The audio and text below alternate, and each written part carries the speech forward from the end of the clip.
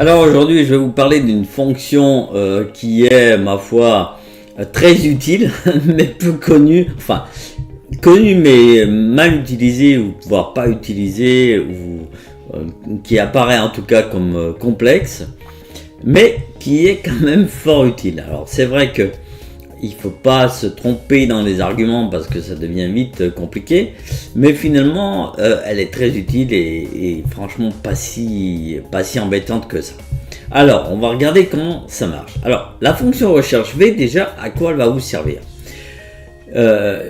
Vous, ce que vous voulez, c'est par exemple quand vous avez un client qui vous appelle, vous indiquez son numéro de commande ou son numéro de client, et à partir de là, eh bien, ça va vous ressortir son nom, le nom du commercial qui s'occupe de ce client, le montant de la commande du client et la date de la commande du client. Alors, moi ici, donc là, comprenons bien que la fonction recherche V, elle va vous permettre d'extraire des informations de votre base de données générale.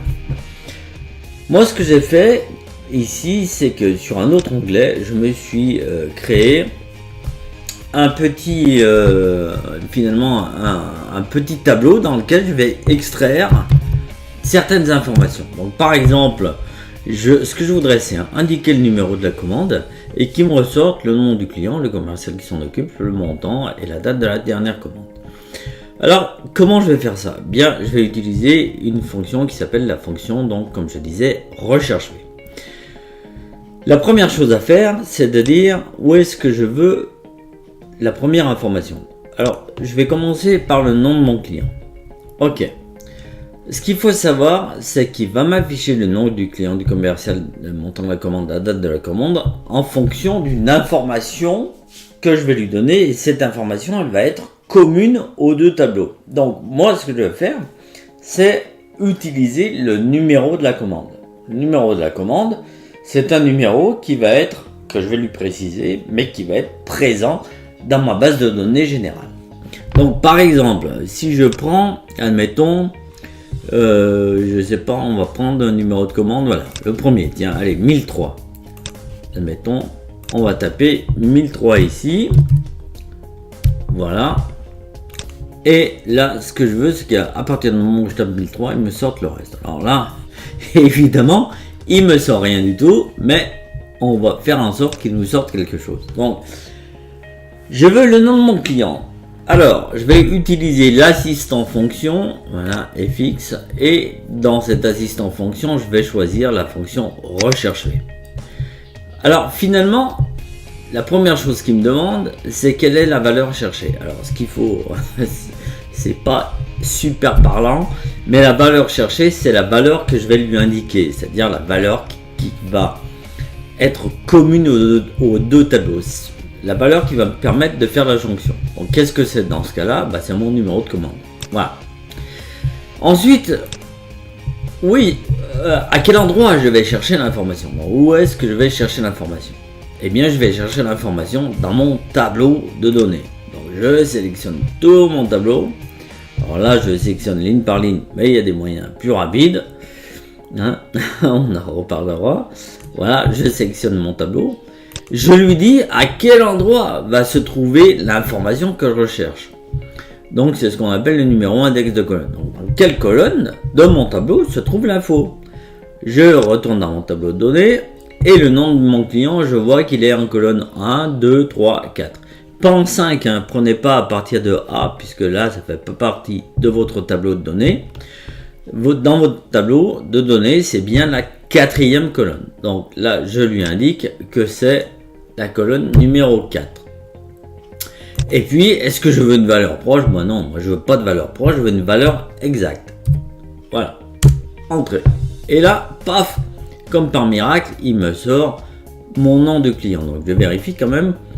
Azerty, mon nom de client en 1003. Si je remonte carrément. Hop, 1003 c'est bien Azerty. Allez, on va taper le 1016 Azrea, on va voir 1016. Je tape ici 1016 entrée Azrea. Voilà. Donc il m'a sorti mon nom de client. Alors maintenant, ce que je veux, c'est qu'il me sorte mon commercial. Et je vais faire la même chose, faire de nouveau pareil. Je resélectionne ma fonction recherche V. Qu'est-ce que je veux? Ma valeur commune de tableau, c'est mon numéro de commande. Mon tableau, c'est quoi? Eh bien, je recommence, je resélectionne mon tableau. L'intégralité de mon tableau. Hop. Voilà. Je veux, on a dit, le nom de mon commercial. Donc le nom de mon commercial, c'est quelle colonne? C'est cette colonne là, donc 1, 2, 3, 4, 5, 6e colonne. Donc là, je tape le numéro 6 et je veux une valeur exacte et non une valeur proche. Clac. Et il me sort mon commercial. Voilà. Même chose pour la date de pour le montant de ma commande. Donc là, je recommence à utiliser la fonction recherche V. Donc là, bon, je pense que vous avez saisi comment ça marche. Donc je prends ma table matrice. Ma table matrice, elle est là. Voilà, je sélectionne jusqu'au début. Si je remonte, c'est un peu plus long en montant qu'en descendant. Voilà, je sélectionne ma table matrice. Alors là, c'est quoi? C'est le montant de ma commande. Alors le montant de ma commande, il est en colonne. Alors 1, 2, 3, 4, 5, 6, 7, 8, 9, 10, 11, 12. Donc 12. Clac. Et toujours pas de valeur proche en montant exact. Voilà. Et la date de ma dernière commande. Bon. Alors là, je serais tenté de faire une recopie, mais si je fais une recopie, évidemment, ça marche pas. Pourquoi? Parce que j'ai des valeurs relatives et absolues. Alors ça suppose que vous maîtrisiez cette notion-là. C'est-à-dire que là, vous voyez sur ma cellule, la référence, c'est par exemple B3. Et ici, je suis sur du C3. Donc ça veut dire que là, il faut que je bloque ma ligne et ma colonne. Donc c'est du en appuyant sur la touche F4. Voilà. Donc là, je reproduis. Voilà, je me retrouve avec le montant de ma dernière commande, mais c'est pas ça que je veux, c'est ma date de commande. Alors pourquoi je me retrouve avec le montant de ma dernière commande?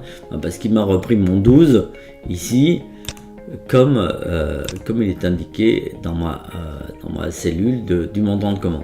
Donc je reviens sur ma cellule date de dernière commande, je vais vérifier où se trouve, en quelle colonne se trouve la date, et la date je vois qu'elle est en colonne 2. Donc je retourne sur mon tableau et je modifie, je veux pas 12 mais je veux la colonne numéro 2. Voilà. Qu'est-ce que j'ai fait? Ah oui, d'accord. Donc là, il m'affiche un chiffre, un montant en fait. Tout ça parce que en fait, il me calcule le nombre de jours. Donc ici, j'ai 42 427 jours que j'ai formaté. Il me reprend le format de ma précédente cellule, de la cellule montant de commande.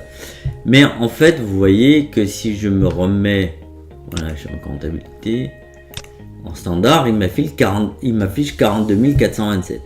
Qu'est-ce que ça veut dire? Ça veut dire que en fait, Excel, une date, il comprend pas. Il transforme forcément une date en nombre. Et toutes les dates commencent, le commencement, on va dire, de numérotation des dates, c'est le 1er janvier 1900. C'est-à-dire que le 1er janvier 1900, c'est le numéro 1. Le 1er janvier 1950, c'est le 18 000 quelque chose, etc., etc. Donc là, si je passe non pas en format nombre, mais en format date, il va bien m'afficher la date de ma commande. Donc on va passer en date courte. Voilà. Donc si je prends par exemple la 1003, évidemment ça va mieux comme ça. La 1003, voilà. Le client c'est Zerti, le commercial c'est Andrew, le montant de la commande c'est 369 et la date de la commande c'est le 1er février 2016. Donc, quand je regarde 1003, je vois bien que c'est Zerti, Andrew, que c'est le 1er février 2016 et que c'est 369 €. Voilà. Alors, une des utilités ou des applications de la fonction recherche V, je vais vous présenter ça. C'est finalement, les gens me disent, nous on a un tableau comme celui-ci qui est immense et ça nous oblige de scroller jusqu'au bout pour trouver la bonne information. Et puis finalement, ça nous prend énormément de place sur une page alors qu'on voudrait pouvoir y mettre d'autres informations. Alors, dans ce cas, il y a une solution finalement assez simple qui consiste à, toujours en utilisant recherche V, à aller extraire des informations et puis les faire défiler dans un tableau. Alors, l'application concrète, c'est ça. C'est-à-dire que là, je suis sur mon onglet recherche. Voilà, j'ai toujours mon commercial, numéro de commande, montant de commande, etc. Mais par contre, je me suis créé une rubrique index qu'on retrouve ici sur cette page là. Voilà, donc ce qui fait que mon tableau, en fait ma matrice maintenant, ça comprend également ma colonne index. Et l'intérêt de la chose, c'est que on peut se créer une petite barre de défilement qui va me permettre de faire défiler ma base de données directement ici et de pouvoir mettre des informations comme des graphiques et autres.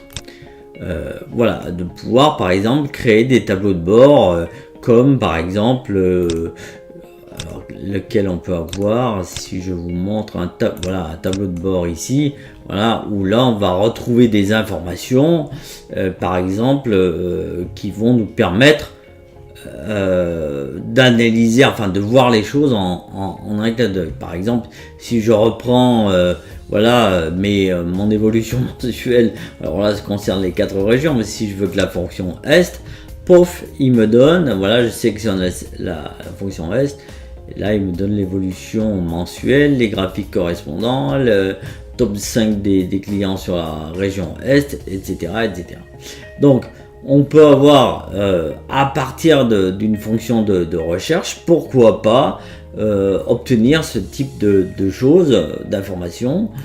Mais en tout cas, dans un premier temps, voilà, à partir d'une fonction recherche V, finalement c'est une base pour aller beaucoup plus loin et vous fabriquer des choses qui sont vraiment adaptées à votre activité.